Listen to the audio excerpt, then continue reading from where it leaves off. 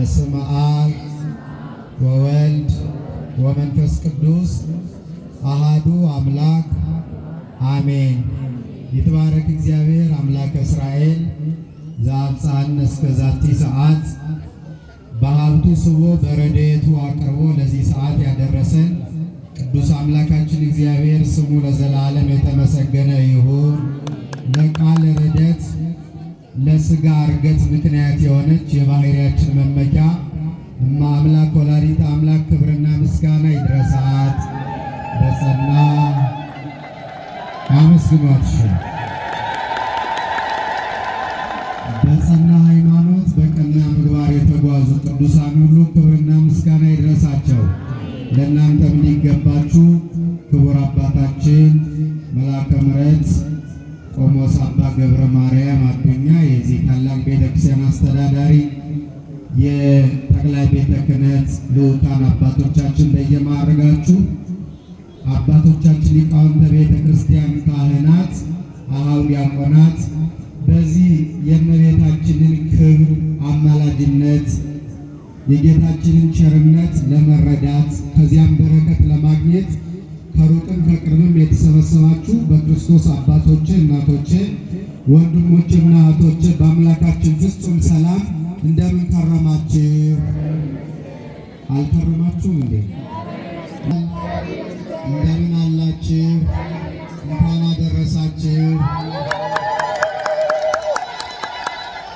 በምሕረቱ ብዛት የጠበቀን ከመዓቱ የሰወረን ይቀልን የቸርነት ጌታ ልዑል እግዚአብሔር ስሙ ለዘላለም የተመሰገነ ይሁን። ክርስቶስ ተንሥአ እሙታን በዐቢይ ኃይል ወሥልጣን አሰሮ ለሰይጣን አግዓዞ ለአዳም ሰላም ይእዜሰ ሆነ። ፍስሐ ወሰላም። በትንሣኤው ትንሣኤያችንን የገለጠ የትንሣኤያችን በኩር መድኃኔ ዓለም ክርስቶስ ስለማይቆጠር ቸርነቱ ስሙ በሰማይ በመላእክት በምድር በደቂቀ አዳም ለዘላለሙ የተመሰገነ ይሁን። እስኪ አመስግኑት። በጣም ለጥቂት ደቂቃዎች ነው የምንማረው በማስተዋል እና የመጣችሁበትም ዓላማ ይሄ ስለሆነ ምንም ሳትሰሙ እንዳትሄዱ አደራ እላችኋለሁ። የትምህርታችን መነሻ ርዕስ የሚሆነው ቁጥር 49 ያለውን ቃል መነሻ እናደርጋለን። ወአንትሙሰ ንበሩ እስከ ትለብሱ ኃይለ እምአርያም፣ እናንተስ ከአርያም ከሰማይ ኃይልን እስክታገኙ ድረስ በኢየሩሳሌም ከተማ ቆዩ የሚል ይሆናል። እንደምታውቁት ዛሬ ከጌታችን ከዘጠኙ አበይትና ዋና ዋና ታላላቅ በዓላት አንዱ የሆነው በዓለ ዕርገት ነው። ማን ነው? መልሱልኝ እንጂ ጌታችን ያረገበት ዕለት ነው። በተነሳ ሞትን ድል አድርጎ በተነሳ በ40ኛው ቀን ወደ የት አረገ? ወደ ሰማይ አረገ። ያን በዓል የምናከብርበት ዕለት ነው። ሁለተኛ ደግሞ እመቤታችን ደብረ ምጥማቅ በምትባል ቦታ ተገልጣ በብርሃን ተከባ ለሚያምናትም ለማያምናትም ለሁሉም የታየችበት የባረከችበት በረከትን ጸጋን ያሳደረችበት ቀን ነው። ለተከታታይ ከዛሬ ጀምሮ 5 ቀን ማለት ነው። እነዚህን ሁለት በዓላት መሰረት አድርገን አጭር ትምህርት እንማራለን። የመጀመሪያው ዕርገቱን ነው። ከዛ የእመቤታችንን ክብር እናያለን። ስለዚህ አምላካችን ለሁላችንም ማስተዋሉን ያድለን። ደቀ መዛሙርቱን ሞትን ድል አድርጎ ከተነሳ በኋላ አምላካችን ለ40 ቀን ሥርዓተ ቤተ ክርስቲያንን ኪዳን የሚባለውን የቤተ ክርስቲያን ትምህርትና መጽሐፍ እያስተማራቸው ቆይቷል። ለስንት ቀን? ለ40 ቀን። በዚህ 40 ቀን ውስጥ 3 ጊዜ በዋናነት ለደቀ መዛሙርቱ ሁሉም ባሉበት ተገልጦ ችግራቸውን፣ ጭንቀታቸውን አስወግዶላቸዋል። የመጀመሪያው በተነሳበት ቀን ነው። በዕለተ ትንሣኤ አይሁድ የጌታን ትንሣኤ ማመን ስለማይፈልጉ ደቀ መዛሙርቱ ሥጋውን ወስደውታል ከመቃብር ብለው በከተማው አስወርተው ስለነበረ አይሁድ ሁሉ ደቀ መዛሙርቱን ሊገድሏቸው ሊያጠፏቸው ይፈልጋሉ። ስለዚህ ፈርተው አይሁድ ሐዋርያት ፈርተው ቤታቸውን ዘግተው ቆልፈው በተዘጋ ቤት በነበሩበት ጊዜ አምላካችን በሩን ሳይከፍት በሩ እንደተዘጋ ገብቶ ሰላም ለእናንተ ይሁን አላቸው። ሰላም ለማን ይሁን ንገሩኛ? ለማን ይሁን? ለእናንተ ይሁን ብሎ በመጀመሪያው ቀን ጭንቀታቸውና ፍርሃታቸውን አስወገደላቸው። በምልአት ሳሉ የእኛንም ፍርሃትና ጭንቀት መድኃኔዓለም ያስወገደልን። በመጀመሪያው ይሄን አረገ።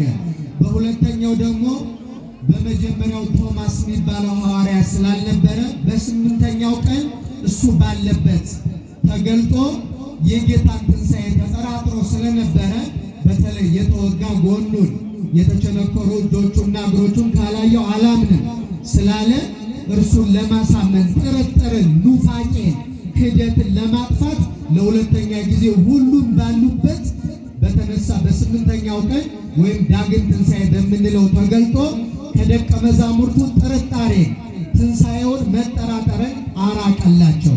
ዘመናችን ብዙ ጥርጥር፣ ብዙ ክህደት የሚነሳበት ዘመን ስለሆነ አምላካችን ከሁላችንም ኑፋቄን፣ ጥርጥርን፣ አለማመንን እንዲያረቅልን ቅዱስ ፈቃዱ ይሆንልን። በሦስተኛው ደግሞ በተነሳ በ24ተኛው ቀን እንግዲህ ጌታ ከተነሳ ከዚያ በኋላ ደግሞ ወደ አባቱ ሊሄድ ነው። ሊሄድ ከሆነ ብንራብ ማን ያበላናል? ብንጠማ ማን ያጠጣናል? ብንታረዝ ማን ያለብሰናል? ብንታመም ማን ይፈውሰናል? ብንሞት ማን ያስነሳናል? እንግዲህ ምን ተስፋችን ምንድን ነው ብለው ደቀ መዛሙርቱ ተስፋ ቆርጠው ትተውት የመጡትን ምድራዊ ሥራ ሊሰሩ ጥብርያዶስ ወደሚባል ባህር ደቀ መዛሙርቱ ሄዱ። በዚያም የፍቅር አምላክ የርኅራኄ አምላክ ስለሆነ እየራቁት ተከተላቸው። በቃሉ ጋር ናቸው። እነሱ እየራቁት እሱ ግን ይከተላቸው ነበረ። ስለዚህ ሄዶ ከተበተኑበት የሰበሰበበት አሳ ይፈልጉ ነበርና የተጠበሰ አሳ፣ የተሰራ ማዕድ፣ የማር ወለላ ሌሊቱን በሙሉ ባህር ውስጥ ስላደሩ በርዷቸዋል ብሎ ደግሞ ፍህም እሳት አዘጋጅቶ ይህን ሁሉ አሟላላችኋለሁ፣ የእናንተ ዓላማ ቤተ ክርስቲያንን መጠበቅ ነው ብሎ መለሳቸው። ከሄዱበት መለሳቸው፣ ከተበተኑበት ሰበሰባቸው። ከዚያ በጠቅላላው ግን በ40ው ቀን ለአንዱም ለሁለቱም ሳይገለጥ አይውልም። ከደቀ መዛሙርቱ መካከል ከ72ቱ አርድእት መካከል እነዚህ ሁሉ 36ቱ ቅዱሳት አንስት ወደ አባቴ ላርግ ነው ብለሃል፣ ስለዚህ ቤተ ክርስቲያን እንደምን ትሁን ብለው ጠየቁት። ምን ትሁን? የሞትክላት፣ ሥጋን የቆረስክላት፣ ደምን ያፈሰስክላት ቤተ ክርስቲያን ምን ትሁን አሉት። ይህኔ ቤተ ክርስቲያን የክርስቶስ አካሉ ስለሆነች ያለ ስርዓት መኖር አትችልም። ያለ ስርዓት የምትኖር ከሆነ የክርስቶስ ቤተ ክርስቲያን መሆን አትችልም። ከቃሉ ጋር ናችሁ? ይሰማችኋል? የማን ቤተ ክርስቲያን ናት? የክርስቶስ ራሷ ክርስቶስ ነው። ስለዚህ ያለ ስርዓት ከሄደች የክርስቶስ አይደለችም። የእኛን ቤተ ክርስቲያን የክርስቶስ ናት የምንላት በስርዓት ስለምትመራ ነው። ላለፉት 3000 ዘመናት በአንድ ሃይማኖት፣ በአንድ ስርዓት፣ አይገርማችሁ? አንድ ሃይማኖት፣ አንድ ቤተ ክርስቲያን ሐዋርያት የሰበሰቧት አንዲት ናት። ሃይማኖታችን ስንት ነው? ንገሩኛ። ጥምቀታችን ስንት ነው? ቤተ ክርስቲያናችን ስንት ናት? እግዚአብሔር ስንት ነው? ስርዓታችን ስንት ነው? አንድ ነው። ሁሉ አንድ እንዲሆን የሆነበት ምክንያት ስርዓት ስለሰራላት ነው። በዚህ 40 ቀን ውስጥ እንዴት እንደምትሰራ በዘፈቀደ አትሰራም።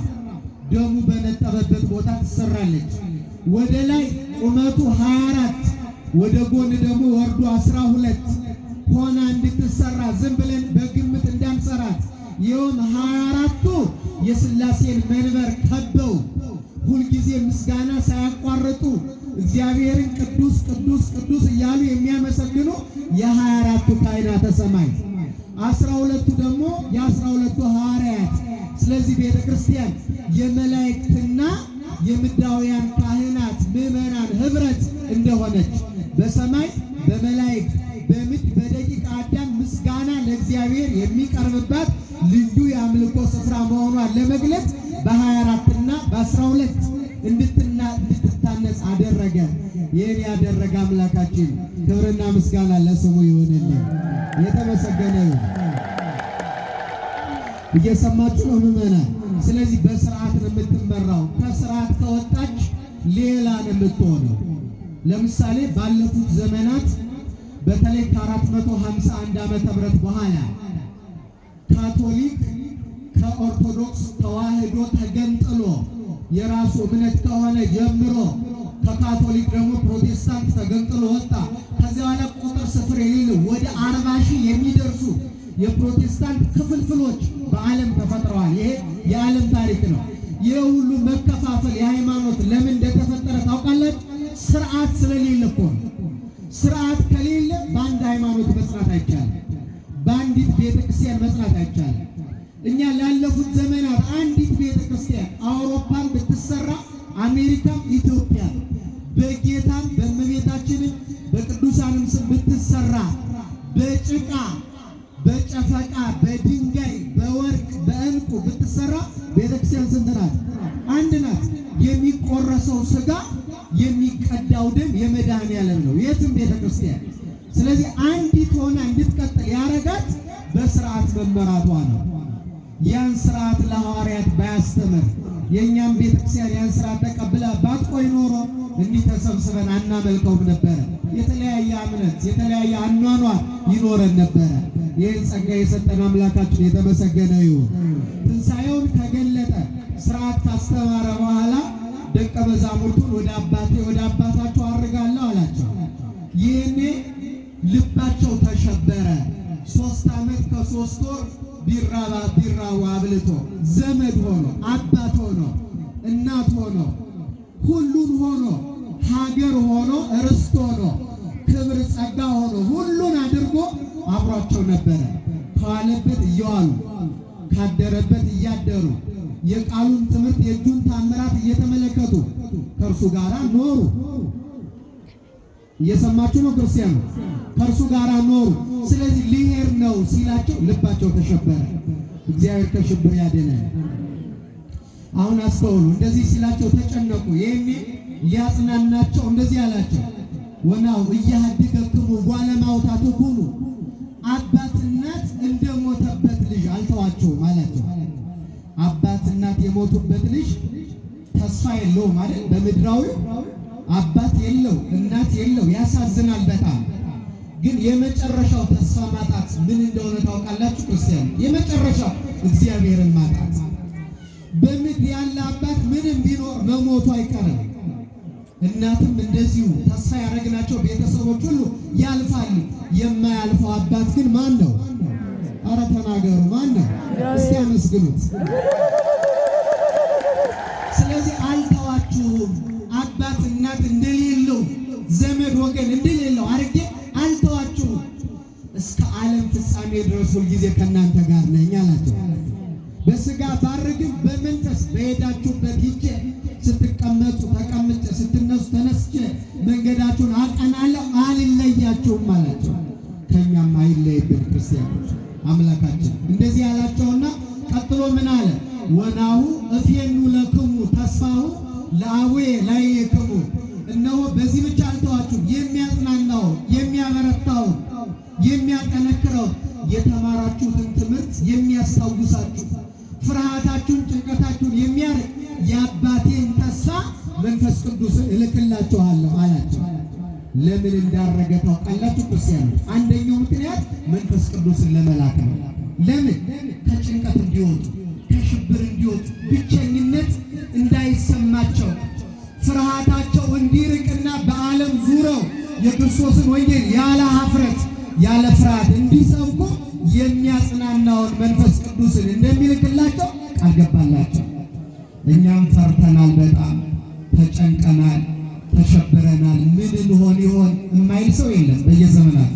ስለዚህ እግዚአብሔር የሚያጽናናውን ቅዱሱን መንፈሱን የአባቱን ተስፋ ልኮልን ከሽብር ከጭንቀት እንድንወጣ መድኃኔዓለም ይርዳል።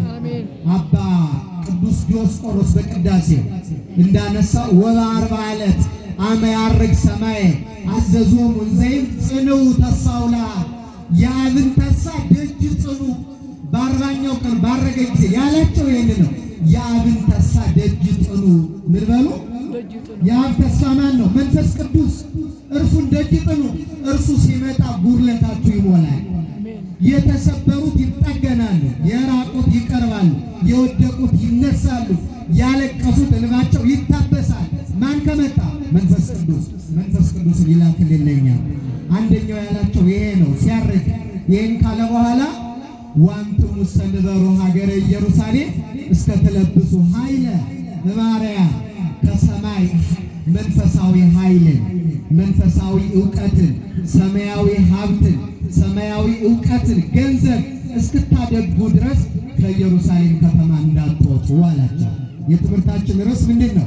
ከኢየሩሳሌም ከተማ እንዳትወጡ ወይ በኢየሩሳሌም ከተማ ኑሩ ነው። ልብ ብላችሁ ስሙ። እንዳትወጡ ምን እስክታገኙ? ኃይል እስክታገኙ። ለምን እንደሆነ ታውቃላችሁ ክርስቲያኖች? የመንፈስ ቅዱስን ኃይል ሳያገኝ ሰማያዊ ሀብትን ሳይጎናጸፍ ሰው ወደ ዓለም ከገባ ጠፍቶ ነው የሚቀር። ያስፈልገናል ያለ ኃይል በእኛ ጉልበት አይሆንም፣ በእኛ እውቀት አይሆንም፣ በእኛ ስልጣን አይሆንም። የማን ኃይል ያስፈልጋል?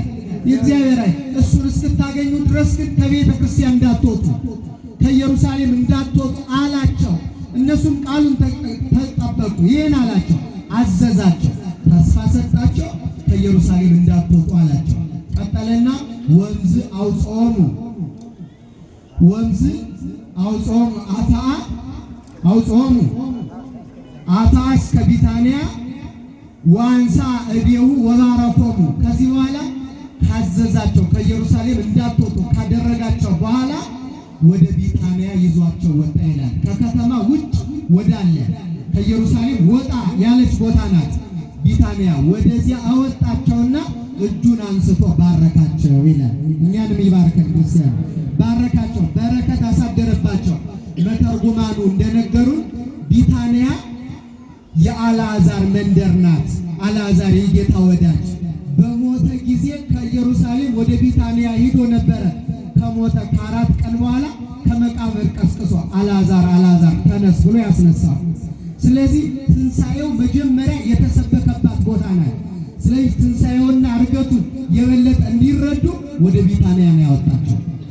አልዓዛር ወደ ነበረበት መንደር ቀድሞ ትንሣኤ ወደ ተሰበከበት፣ ሁለተኛ ደግሞ ቢታንያ የሞተው አልዓዛር ከ4 ቀን በኋላ የተነሳባት ናት። ስለዚህ እናንተን በኃጢአት በድንቁርና በክደት ወደ ሞተው ዓለም እልካችኋለሁ። ከሞተበት እንድታስነሱት፣ ከወደቀበት እንድታነሱት፣ ወደ ሞተው በኃጢአት ወደ ሞተው በድንቁርና ወደ ሞተው በክደት ወደ ሞተው ዓለም እልካችኋለሁ ሲል ወደ ቢታንያ ይዟቸው ወጣ። የሐዋርያት ዋና ዓላማ ክርስቲያኖች እግዚአብሔርን እናገለግላለን ብለን የተነሳን ሁላችንም በየማረጋችን ዋና ዓላማው በኃጢአት የሞቱትን ማስነሳት፣ የእኛንም ሰውነት በኃጢአት ሙቶ እንደሆነ በንስሐ ማስነሳት፣ ሌላ ዓላማ የለው። ደቀ መዛሙርቱ ከዚያ ባረካቸው ይላል። ምን አላቸው? ባረካቸው። ደከማችሁ እንዴ? ምን አላቸው? ባረካቸው። ሲባረካቸው ከአናጉንስጢስ ከአጣዊ ሆህትነት እስከ ፓትርያርክነት ማዕረግ አሳደረባቸው ይላል። ቤተ ክርስቲያንን የሚያገለግሉበት፣ ቤተ ክርስቲያንን ከመናፍቃን ከአላውያን የሚጠብቁት የመጨረሻውን ማዕረግ ሰጣቸው። ቢታንያ ላይ በረከት የተቀበሉበት ያ ስልጣን ግን በጎቹን እንዲጠብቁ፣ አውሬ እንዳይበላቸው እንዲያደርጉ፣ የማይሆን ነገር በልተው ታመው እንዳይሞት እንዲጠብቁ ነው። አደራ ነው ያላቸው። ታስታውሳላችሁ፣ ባለፈውም ተምራችሁታል። ቅዱስ ጴጥሮስን ምንድን ነበር ያለ? ትወደኛለህ እስኪ በሉ። ከዛ እንደምወድህ አንተ ታውቃለህ ሲለው ምኖችን ጠብቅ ነው ያለው። ጎቹን የሚጠብቁበት ማዕረግና ሀብት በሙሉ ሰጥቶ የፈጸመበት ቀን ነው። ባለ ዕርገቱ ባረካቸው። ሲባረካቸው እስከ ፓትርያርክነት ማዕረግ ለሁሉም አደላቸው። ይህ ማዕረግ ግን በግ የሚጠበቅበት ነው፣ ምዕመናን የሚጠበቁበት። በጣም ምን አይነት የታደሉ ናቸው ሐዋርያት! እኔ በጣም ነው የሚገርሙኝ ሐዋርያት። ለምን እንደሆነ ታውቃላችሁ? ይህን ማዕረግ ከተቀበሉ ሙት እስከ ማስነሳት የሚደርስ ሀብተ ክህነት፣ እስከ ፓትርያርክነት የሚደርስ ስልጣነ ክህነት። ስልጣነ ክህነትና ሀብተ ክህነት ይለያያሉ። ስልጣነ ክህነት የሚሰጥ ነው። ሀብተ ክህነት ግን በጾም በጸሎት በስግደት ከእግዚአብሔር ጋር በመሆን ከዓለማዊ ግብር በመለየት የሚያሳድሩት ጸጋ ነው። አንድ ስነት ያለው ሰው የማይጾም ቢሆን የማይጸልይ የማይሰግድ ከእግዚአብሔር ጋር ያለው ህብረት የተቋረጠ ከሆነ ስልጣኑ አለው፣ ሀብቱ ግን የለውም። በዚህ ምክንያት ድዌ አይፈውስም፣ ጋኔን አያወጣም፣ ሙት አያስነሳም፣ ግን ማሰር መፍታት ይችላል። እግዚአብሔር ይፍታ። ይሄኛው ከኃጢአት ጋር አይያያዝም ስልጣኑ፣ ሀብቱ ግን ከመንፈሳዊ ህይወት ጋር ይገናኛል። ለሐዋርያት ሁለቱንም ማሳደረባቸው፣ ሁለቱንም ጠብቀው እስከ መጨረሻው ጸኑ። በእነሱ ምክንያት አውሬ የበላው በግ የለም፣ የጠፋ በግ የለም። እስከ ሞት ደርሰው በጎቻቸውን ጠበቁ። ጴጥሮስ አደራውን ተወጥቷል። እኛም በዘመናችን በየደረጃችን አደራችንን እንድንወጣ ማን ይርዳል? ስለዚህ ወደ ቢታንያ አውጥቶ ባርኮ በረከትን፣ ስልጣነ ክህነትን፣ ሀብተ ክህነትን አሳደረባቸው። ከዚያ በኋላ ወእሙንቱሰ ይላል ሰገዱ ወተሰውጡ ኢየሩሳሌም በአብይ ፍስሐ ከባረካቸው በረከትን ካሳደረባቸው በኋላ ሰገዱለት ይላል። ምን አሉለት? እስኪ ንስገርለት። ሰገዱለት። ከዚያም በደስታ ወደ ኢየሩሳሌም ተመለሱ ይላል። ደስ አላቸው።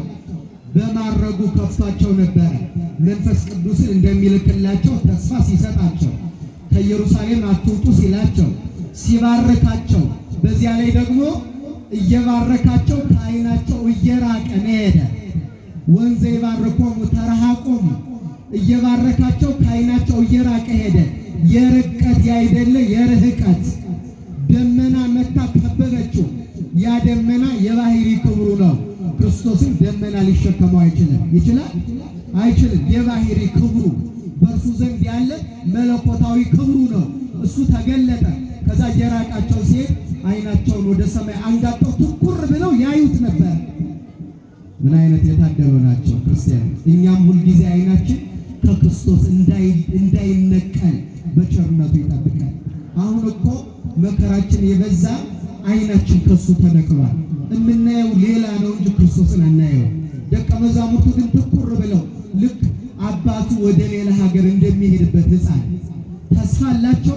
ግን ደግሞ መሄዱ በጣም የሚከብድ ነገር፣ መለያየት በጣም ይከብዳል። በዚህ ዓለም እንኳን ከምንወደው ሰው ጋር የምንለያይበት ጊዜ ሲደርስ በጣም ይከብዳል አይደል? እንኳን ከመድህን ዓለም ከክርስቶስ ጋር ኑረው አብረው እያደሩ አብረው ኑረው ሲሄድ በጣም የሚከብድ ነው ስሜቱ። በእነሱ ቦታ ሆነን ብናይ ትኩር ብለው ያዩት ነበረ። ዓይናቸውን ከእርሱ አልነቀሉ። በዚህ ጊዜ ሁለት ነጫጭ የለበሱ ቅዱሳን መላእክት መጡ እና ደቀ መዛሙርቱ እንዲህ አላቸው፣ እናንተ የገሊላ ሰዎች ለምንድን ነው ወደ ሰማይ ትኩር ብላችሁ የምታዩት? አሏቸው። ደቀ መዛሙርቱ የናዝሬቱ ኢየሱስ ክርስቶስ መምህራችን አባታችን ወደ ሰማይ አረገ። ከዛ መላእክቱ እንደዚህ አላቸው፣ እንደዚህ ሲያርግ እንዳያችሁ ተመልሶ ይመጣል አሏቸው። ተመልሶ ምን ይላል? አይሰማችሁም? ተመልሶ ምን ይላል? ይመጣል፣ አይቀርም፣ አይዟችሁ ሲሏቸው በመላእክት ቃል እና ንግግር ተጽናኑ ይላል። ደቀ መዛሙርት ዓይናቸውን መለሱ። ለምን? እንደሄደ አይቀርም፣ ይመጣል ለፍርድ። ደጋጎቹን የታመኑትን በቀኙ ያልታመኑትን በግራው ሊያቆም ይመጣል የሚለውን የመላእክትን የምስራች ቃል ሰሙ።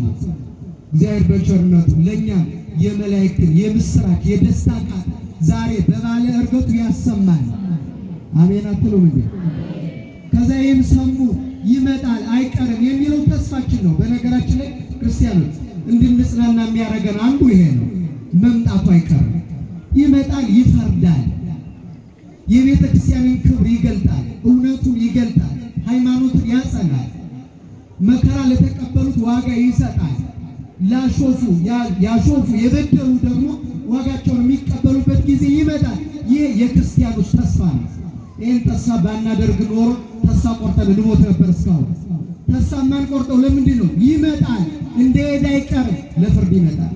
ሲመጣ በክብርና በቀኝ ከሚያቆማቸው ወገኖች እንዲያደርገን ቅዱስ ፈቃዱ ይሆንልን። የዛሬው ቀን ክርስቲያኖች የተስፋችን ቀን ነው። የምናችን ቀን ነው? የተስፋችን። ለምን እንደሆነ ታውቃላችሁ?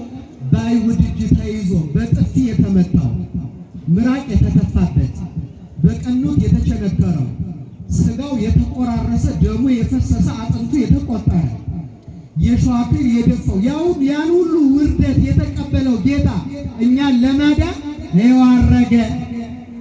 ማረግ አይቀርም፣ እርገት አይቀርም። እንደተዋረዱ መከራ እንደተቀበሉ እንደሞቱ እንደተሰቃዩ አይቀርም፣ እርገት አለ፣ ትንሣኤ አለ ማለት ነው። ስለዚህ በዚህ ዓለም ያለችው ቤተ ክርስቲያን የክርስቶስ አካሉ ስለሆነች ራሷ አርጓል። ራሷ አርጓ አካሉ ሊቀር ይችላል አይችልም? ራሷ ክርስቶስ አርጓል። ስለዚህ አካሉ አይቀርም። ከራስ የተለየ አካል ደግሞ የሞተ ነው። እኛ ደግሞ በክርስቶስ ሕያዋን ሆነናል። ስለዚህ እርሱ ወደ ሄደበት እንሄዳለን። ይመጣል። ቤተ ክርስቲያን በየዘመናቱ ትዋረዳለች፣ መከራ ትቀበላለች፣ ብዙ ስቃይ አለ እንደምታውቁት። ግን አንድ ቀን ምን አለ ከተባለ እርገት፣ በጠላቶቿ ፊት በሞገስ ወደ ራሷ ወደ እግዚአብሔር የምታርግበት ወራት ይመጣል። እግዚአብሔር ለዛ ያብቃል። የዛሬው ዕለት እንዲህ ያለ ተስፋ ያየንበት፣ ሁለተኛው ደግሞ ከሁሉ በላይ የኛም እርገት የተረጋገጠበት ሊቁ ዮሐንስ አፈወርቅ እንደተናገረው አርገ እግዚእነ ከመ ያለቡ እርገተ ጻድቃን ንጹሐን፣ የንጹሐንን ጻድቃን እርገት ሊያስረዳ የጻድቃን አምላክ አረገ ይላል። ስለዚህ እኛም እንደምናርግ የተገለጠበት ዕለት ነው፣ ተስፋችን ነው። ክርስቶስን የሸጡና ያዋረዱ የሞቱበት፣ እርሱ ደግሞ ሞትን ድል አድርጎ ተነስቶ ወደ አባቱ ያረገበት ቀን ነው። የሚገርማችሁ ዛሬ ክርስቶስ ሲያርግ በ30 ብር ጌታን የሸጠው ይሁዳ የሞተበት ቀን ነው። ዛሬ ጌታን አሳልፎ ከሸጠ በኋላ ጸጸተው፣ ንጹሕን ሰው አሳልፌ ሰጥቻለሁ ብሎ የተቀበለውን 30 ብር በትኖ ሄዶ ታነቀ ይላል። ያን የታነቀባት ዛፍ እንደ ወንድም እንደ ጴጥሮስ ንስሐ ገባ ብላ ዘመም አለች። ምን አገባሽ አንቺ ብሎ አሁንም ሌላ ዛፍ ላይ ሄዶ ታነቀ። አሁንም እሷም ዘመም አለች። በሶስተኛው ወደቀና ታሞ አልጋ ላይ ሆነ ይላል። ይህም የሆነው ጌታን አሳልፎ ከሰጠ በኋላ ነው። ለ40 ቀን ያህል ጌታ ከሞት ተነስቶ ለ40 ቀን ያህል አልጋ ላይ ሆኖ ታሞ በጠና ቆየ ይላል። በዛሬው ዕለት ያ በ30 ብር አሳልፈ የሸጥከው መከራ ያደረስክበት ለአይሁድ አሳልፈ የሰጠው ጌታ እኮ በመላእክት ምስጋና በመለከት ድምፅ በባህሪ ክብሩ አረገ ብለው ነገሩት።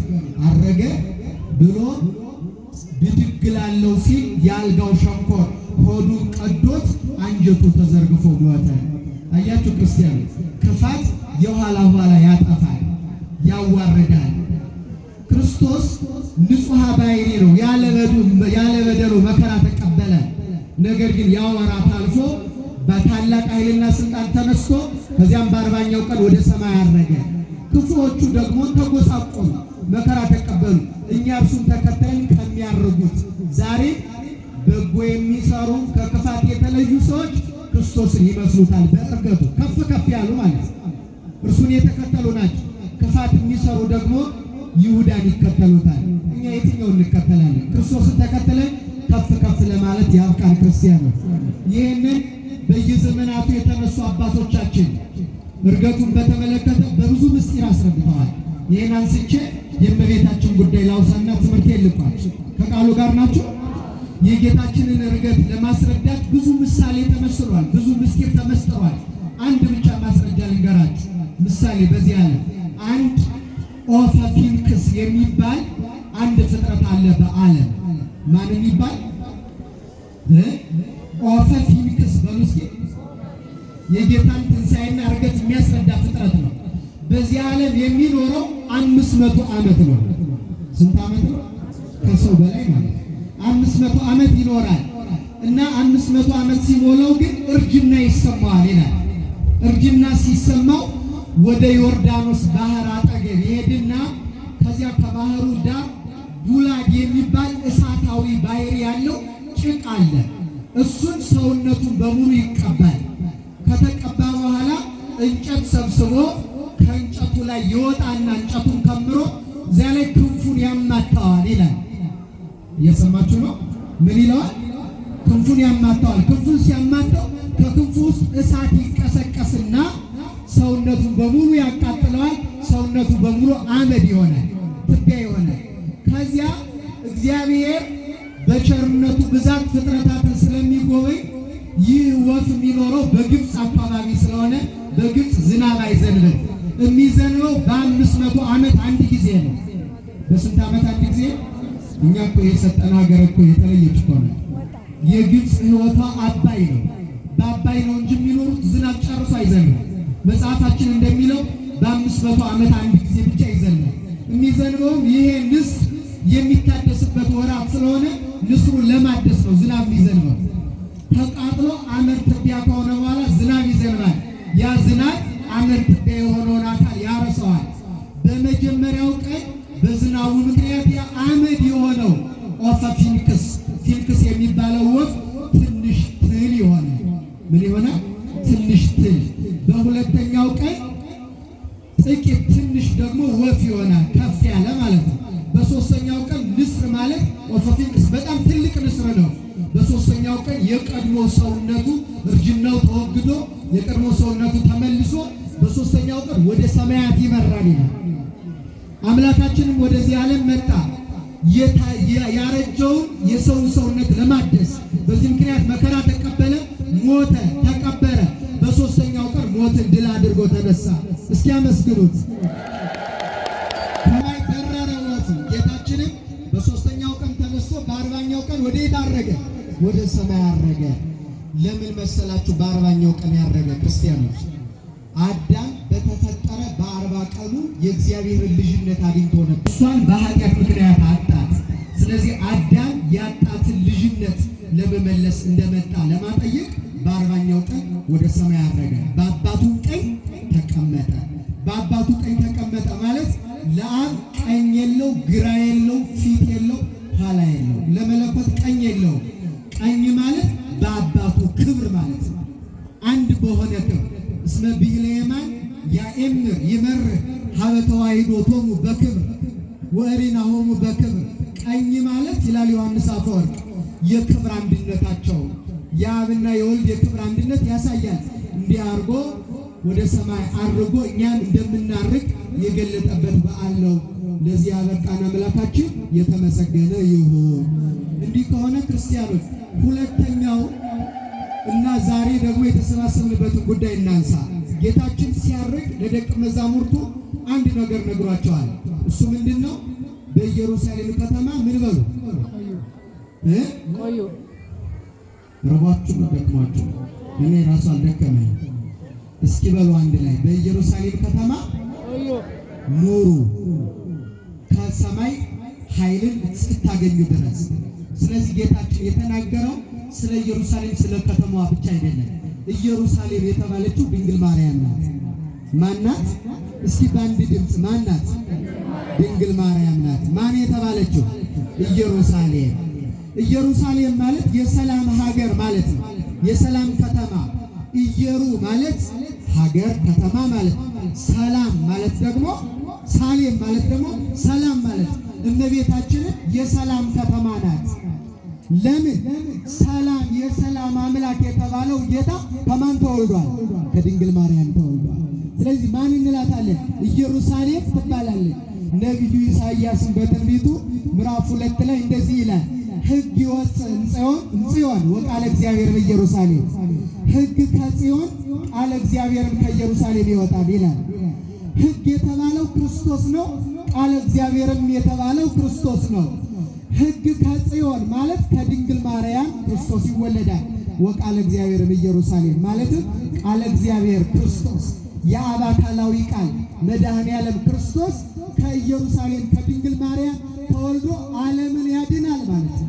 ስለዚህ ኢየሩሳሌም ማለት የሰላም ከተማ የሰላም መገኛ ናት። እመቤታችንም አማናዊው ሰላም ኢየሱስ ክርስቶስ የተገኘባት ናት። እሷን የሰጠን አምላካችን ክብርና ምስጋና ለስሙ ይሁንልን። እስኪ አመስግኑት በደንብ። ሌላው ክርስቲያኖች ኢየሩሳሌም ሰማያዊ ስርዓት የተሰራባት ከተማ ናት። አምላክ መጣ፣ በበረት ተወለደ፣ ተወለደባት፣ ተጠመቀባት፣ ትንሣኤውን ተሰቀለባት፣ አረገባት። ያ ሁሉ ሰማያዊ ክዋኔ የተፈጸመባት የምትገርም ናት። እመቤታችንን ሰማያዊ ስርዓተ መላእክት የተፈጸመባት ልዩ መቅደስ ልዩ ከተማ ናት። ይህንን አባቶቻችን ሲገልጹ እመቤታችን መቅደስ ትባላለች። በመቅደስ ቅድም አባቶቻችን ሌሊቱን በሙሉ ከትናንት ጀምሮ ማይሌት ቆመው ነበር። በመቅደስ ማይሌት ይቆማል። በእመቤታችን ማኅፀን ጌታን ከጸነሰችው በኋላ 9 ወር ከ5 ቀን በማኅፀኗ ሲቆይ የሚገርመው ቅዱሳን መላእክት በማኅፀኗ ውስጥ ሆነው ቅዱስ ቅዱስ ቅዱስ እያሉ ያመሰግኑት ነበረ ጌታ። እመቤታችንን ድንግል ታደንን መንገለ ከርሳ ወትሰም ድምፀም ኪሩቤል ጆሮዋን ዘንበል አድርጋ በሆዷ ውስጥ የተቆመውን ቅዳሴ እና ማኅሌተ መላእክት ትሰማ ነበረ ይላል። ስለዚህ በኢየሩሳሌም ሰማያዊ ስርዓት ሰማያዊ ምስጋና ተሰምቶባታል። በእመቤታችን ማኅፀን ቅዳሴ መላእክት ማኅሌተ መላእክት ተቆሞባታልና ክብርና ምስጋና ለእናቱ ይሁንልን። ስሟ የተመሰገነ ይሁን። እየሰማችሁ ነው ክርስቲያኖች? ስለዚህ ከኢየሩሳሌም አትውጡ ማለት ከእመቤታችን አትለዩ፣ ከአማላጅነቱ አትውጡ። በአዲስ ኪዳን ያለ እመቤታችን ማለትም የድህነት ምክንያታችን እመቤታችን ናት ሳይሉ ክርስትናን መስበክ ወንጌልን መስበክ አይቻልም። ስለዚህ ምን አላቸው? ንበሩ ሀገረ ኢየሩሳሌም፣ በኢየሩሳሌም ከተማ ኑሩ አላቸው። እመቤታችን ከተማ ትባላለች። ምን ትባላለች? ይህንን መተርጉማን ሲተረጉም ምን አሉ መሰላችሁ? በከተማ ብዙ ነገር ይደረጋል። አንደኛው ሀገር የሚመራ ንጉሥ የሚኖረው በየት ነው? በከተማ። ልብ ብላችሁ ስሙ። ሀገር የሚመራ ንጉሥ የሚኖረው በገጠር ነው በከተማ? ደህና አደራችሁ። ምን አልኩ? በከተማ ነው አይደል የሚኖረው? ሁለተኛ ደግሞ ከተማ ንጉሱን ከነሰራዊቱ ጳጳሱን ከነመንጋው ከነምዕመኑ አቀልላ ትይዛለች። መንበረ ፕትርክና መንበረ ጵጵስና የሚሆነው በከተማ ነው፣ በገጠር አይደለም። ስለዚህ እሱን ትይዛለች። ልብ በሉ። ሶስተኛ ሰዎች ጉዳይ ለማስፈጸም ወደ ገጠር ነው ወደ ከተማ ነው የሚሄዱት? እንዴ ምን ነው ገጠር ሄዳችሁ እንዴ? ወደ የት ነው የሚሄዱት? ወደ ከተማ። መስሪያ ቤቶች አሉት ከተማ ስለሆነ። እየሰማችሁ ነው? ሹመት የሚፈልጉ አካላት ከባለስልጣኑ ከንጉሱ ሹመት የሚፈልጉ አካላት ወደ የት ነው የሚሄዱ? ወደ ከተማ። ሹመት የሚሰጠው በገጠር አይደለም በከተማ ነው። ሌላ ደግሞ የተበደለ ድሃ ፍርድ የተንጋደደበት እና ቀጥሎ ደግሞ የበደለ ሰው የሚታሰርበት የተበደለ የሚካሰው ደግሞ ፍርድ ቤቶች ስላሉ በከተማ ነው። እነዚህ ሁሉ የሚደረጉት በከተማ ነው። እመቤታችንም ከተማ ትባላለች። አንደኛው ንጉሱ በከተማ እንዲኖር አማናዊው ንጉስ ክርስቶስ 9 ወር ከ5 ቀን የእሷን ማኅፀን ከተማ አድርጎ ኖሯል። ስለዚህ ምን ትባላለች? ከተማ። ሀገር መንፈሳዊ ትባላለች። የኢየሩሳሌም ከተማ ትባላለች እመቤታችን። ቀጥሎ ደግሞ ከተማ ጳጳሱን ከነመንጋው ንጉሱን ከነሰራዊቱ ትይዛለች።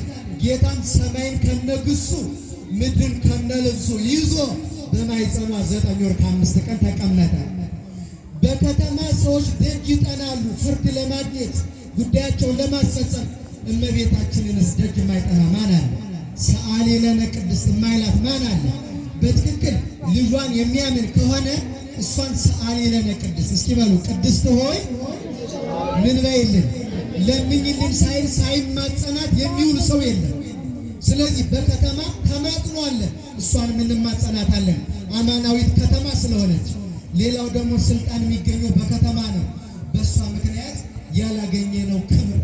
አሁን ሰው ቦታ ቢፈልግ በከተማ፣ ስልጣን ቢፈልግ ክብር ቢፈልግ በከተማ ነው። ብዙ ሽልማቶች አሉት በከተማ። በእመቤታችን ያላገኘነው የለም። ከመጀመሪያው ጀምሮ ልንገራችሁ፣ የእግዚአብሔር ልጅ የሆነው በእሷ ምክንያት። የማን ልጅ? ከእሷ ተወልዶ ስጋውን ቆረሰ፣ ደሙን አፈሰሰ፣ ጎኑን በጦር ተወጋ፣ ከጎኑ ደምና ውሃ ፈሰሰ፣ በውሃው ተጠመቀ፣ ደሙን ጠጣ። የእግዚአብሔር ልጆች ሆይ ያ ውሃ ከእሷ የነሳው ያ ደም ከእሷ የነሳው ነው። መለኮት የተዋሃደው ይሁን እንጂ ከእሷ የተገኘ ነው። ለመለኮት ውሃ የለው፣ ደም የለው፣ አጥንት የለው፣ ስጋ የለው። የነሳው ከእሷ ነው። ስለዚህ የእግዚአብሔር ልጅ ይህንም ያህል ስልጣን ከወንድና ከሴት ፈቃድ ያልተገኘንበት አላም እግዚአብሔር ተወልዱ ከወንድና ከሴት አይደለም ከእግዚአብሔር ፈቃድ ተገኝተን የእግዚአብሔር ልጆች የሆንበት ሐዋርያው እንዳለው ስልጣንን ሰጣቸው ይላል። ብርሃን መጻ ውስተ ዓለም፣ ብርሃን ወደ ዓለም መጣ፣ ወገኖቹ አልተቀበሉትም። ለተቀበሉት ግን ይላል የእግዚአብሔር ልጆች እንዲሆኑ ስልጣን ሰጣቸው ይላል። ምን ሰጣቸው? ንገሩኝ እባካችሁ።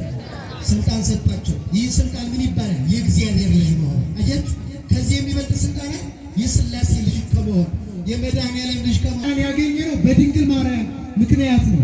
ይህ ብቻ አይደለም። አባታችን መልአከ ምሕረት ይባላል። ሌሎቹም አባቶቻችን በየማዕረጋቸው ስም ተሰጥቷቸዋል። እኔም መጋቤ ሐዲስ ተብያለሁ። ሌሎቹም ማዕረግ ፓትርያርኩ፣ ርዕሰ ሊቃነ ጳጳሳት፣ ጳጳሳቱ፣ ሊቃነ ጳጳሳቱ፣ ኤጲስቆጶሳት፣ ይህ ሁሉ ክብር የተገኘው በድንግል ማርያም። እሷ አምላክን ባትወልደው ኖሮ ማንም ጳጳስ ተብሎ ሊቀ ጳጳስ ተብሎ ፓትርያርክ ተብሎ ለዚህ ማዕረግ ክርስቲያን ተብሎ መጠራት አይችልም ነበር። ይህ ሁሉ ክብር የተገኘው በእሷ ነው። ይህን ክብር ለማግኘት ምክንያት የሆነች የሰማይና የምድር ንግሥት ድንግል ማርያም ስሟ የተመሰገነ ይሁን። አታመሰግኗት? አስተዋላችሁ ክርስቲያኖች? የተገኘውን ክብር በእሷ ይህ ሁሉ ስም ይህ ሁሉ ማለት እሱ ብቻ እንዳይመስላል ቦታ ያገኘ ነው። የማይቀማ የማይጠፋ የማያልፍ ጥለነው የማንሄደው ርስት መንግሥተ ሰማያት ለመገኘቱ ምክንያቱ እሷ ናት። ለመንግሥተ ሰማያት ለዚህ ነው ቅዱስ ኤፍሬም በእንተ ሔዋን ተአጽሖ ኆኅተ ገነት ወበእንተ ማርያም ድንግል ተረወለነ። በሔዋን ምክንያት የተዘጋው የገነት ደጅ በድንግል ማርያም ምክንያት ምን አለ? ተከፈተ። የተዘጋው በር የተከፈተው በእሷ ምክንያት ነው። እሷን የሰጠን መድኃኔዓለም የተመሰገነ ይሁን። ሌላኛው ደግሞ የተበደለ ይካስባታል፣ የበደለ ይቀጣባታል። በከተማ በድንግል ማርያም የተበደለ አዳም ተክሶባት ብርሃን ተጎናጽፎ ለገነት በቅቷል። የበደለ ዲያብሎስ ደግሞ ታስሮ ወደ መንጸፈ ደይን ወድቆባታል። ስለዚህ አማናዊት ከተማችን ናት ድንግል ማርያም። እስኪ አመስግኗል። ይህች ከዚች ከተማ ግን እንዳትወጡ ነው ያለው ጌታ። ከዚች ከተማ እንዳትወጡ፣ ከወጣችሁ የሁሉ ክብር የለም። ይህች ከተማ ይህች ብርሃን ታዲያ ዛሬ ግንቦት 21 ቀን ደብረ ምጥማቅ በሚባል ቦታ ብርሃን ለብሳ ብርሃን ተጎናጽፋ ተገለጸች። ከተገለጸች በኋላ ለሁሉም ትታይ ነበረ።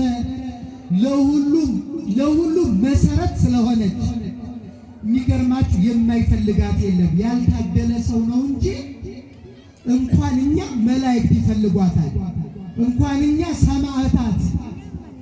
ያልታደለ ትውልድ ነው ድንግል ማርያምን የሚጠላ። በነገራችን ላይ ሰይጣን እንዳንጠቀም ከፈለገ መጀመሪያ እሷን የሚያስጠላል፣ ከኢየሩሳሌም የሚያስወጣል። በዛሬው ዕለት ያልወረዱ ቅዱሳን የሉም። እሷ ወዳለችበት ቦታ መላእክት ወርደዋል።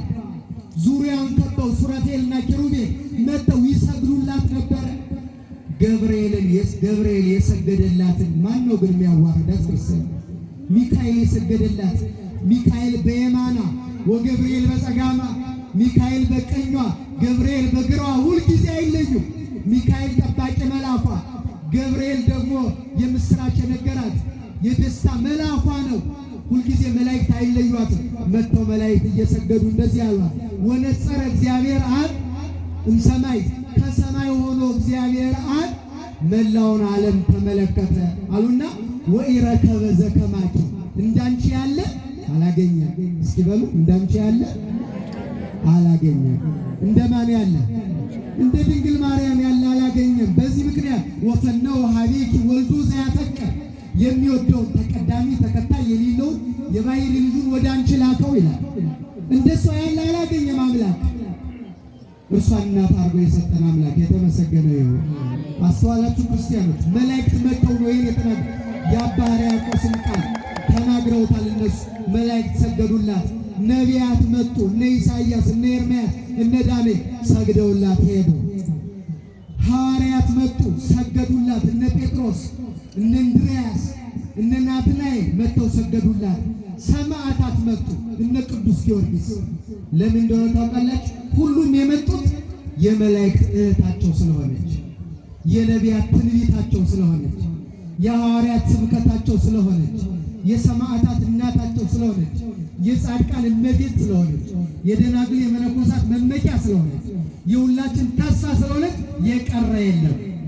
ዛሬ የቀረ ቅዱስ የለም እመቤታችን ክብሯን ለመግለጽ። ስለዚህ ነቢያት መጡ፣ እነ ኢሳይያስ ሰገዱላት፣ ሐዋርያት መጡ ሰገዱላት፣ ሰማዕታት ቅዱስ ጊዮርጊስ በነጩ ፈረስ ላይ ሆኖ መጣ ይላል። ወደኛም ይምጣልን። መርቆሬዎስ በጥቁር ፈረሱ ላይ ሆኖ መጣ፣ ሰገዱላት ይላል። እንኳን ሰማዕቱ ቅዱስ መርቆሬዎስ ጊዮርጊስ ቀርቶ ፈረሶቻቸው ሰገዱላት። ምኖቿ ፈረሶቹ ሰገዱ። በጣም የሚያሳዝነው ፈረስ ለሚሰግድላት እመቤት ሰው እሷን ማክበር አቃተው። ያሳዝናል። አለመታደል ነው በጣም። ከእንዲህ አይነት ድንቁርና መድኃኔዓለም ይሰውረን። እናውቃለን፣ በዚህ ዓለም ብዙ ሰዎችን እናከብራለን። ሌላ ምንም ጥቅስ አያስፈልገውም። የመድኃኔዓለም እናት በመሆኗ ብቻ የክብር ይገባት ነበር። በእርግጥ አንድ ነገር ማስተዋል አለብን ክርስቲያኖች። ሰብስክራይብ ለምንድን ነው የማታደርጉት? አሁን አድርጉ።